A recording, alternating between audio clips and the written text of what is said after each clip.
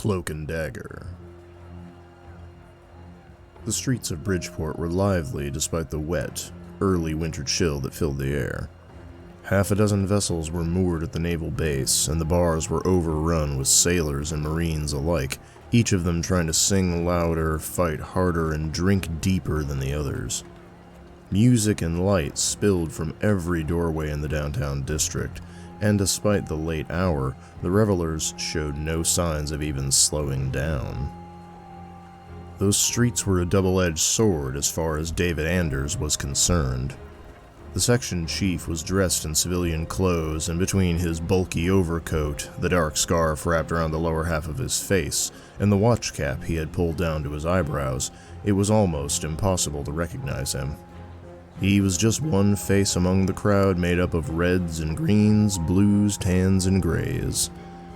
The problem was that the same could be said of anyone who might be following him. Anders didn't walk so much as he strolled. He purposefully left his shoulders loose, and he glanced around as if he were taking in the sights. He stopped to buy a hot coffee from a street vendor and paused to sip at it several times, idly watching the crowd.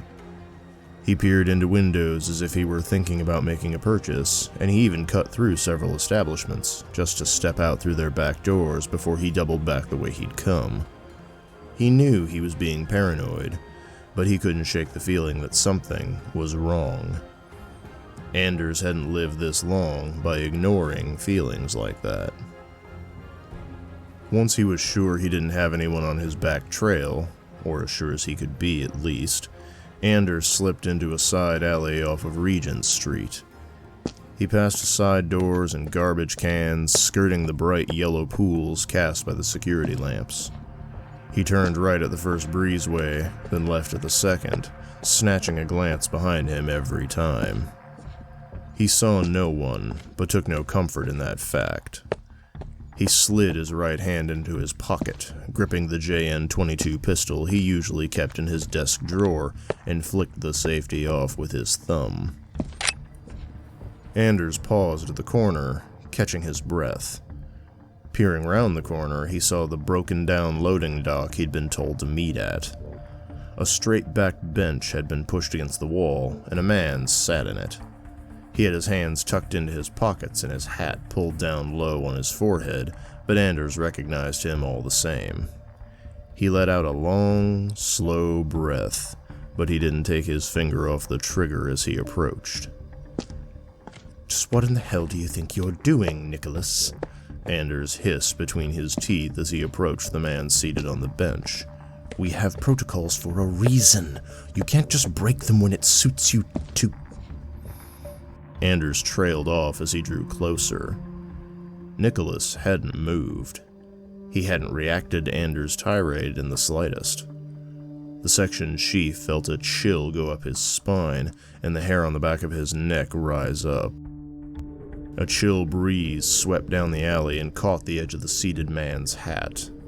The felt brim lifted just enough for Anders to see Nicholas's slack mouth and dead, empty eyes. The first thing that went through his head was that someone had gotten to his contact. The second thing that went through his head was a low-velocity slug. The section chief never heard the shot that killed him. His body jerked to one side, his dead finger twitching on the trigger and blowing 2 holes through the front of his coat. He dropped like a rag doll, every joint going limp as he collapsed. The echo of the gunshots faded, replaced by the sound of the wind and the far-off sound of late-night revelry. When no curious onlookers came, drawn by the sounds of violence or the smell of fresh blood, the stack of discarded rags on one end of the loading dock stood. Michael Rook was dressed in the loose pants and peacoat of a sailor, with any marks of rank or crew membership conspicuously absent. He moved quickly and efficiently, taking the short-barreled pistol he'd originally taken from Nicholas, whose real name was Andrei Povlok, and sliding it back into the corpse's hand. He was careful to put it in the dead man's left hand. Rook noted that, despite Anders' shots coming from a dead man, he'd still struck Nicholas center mass. He frowned and peered at the body. The wounds would have killed him, not as quickly as the ones that Anders suffered, but quickly enough. And with bullet holes in Nicholas's chest, it was unlikely that someone would look too closely for a pinprick where Michael had injected the gun smuggler with a cocktail that wouldn't show up on a tox screen.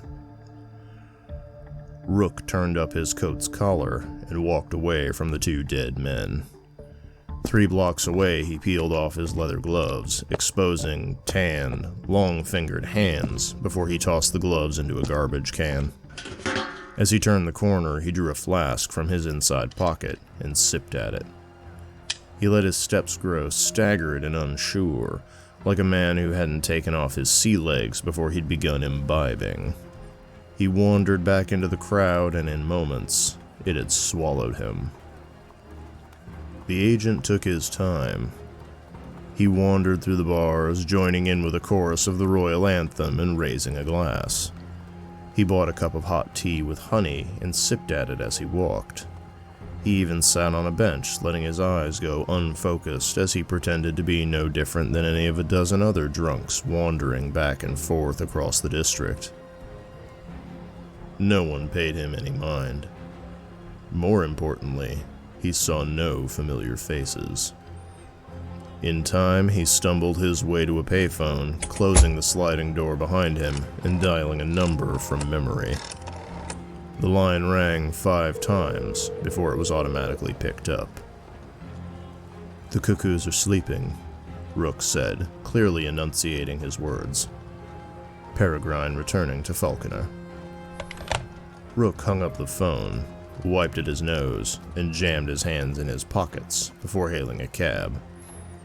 Command would want a full account of his activities before the night was over.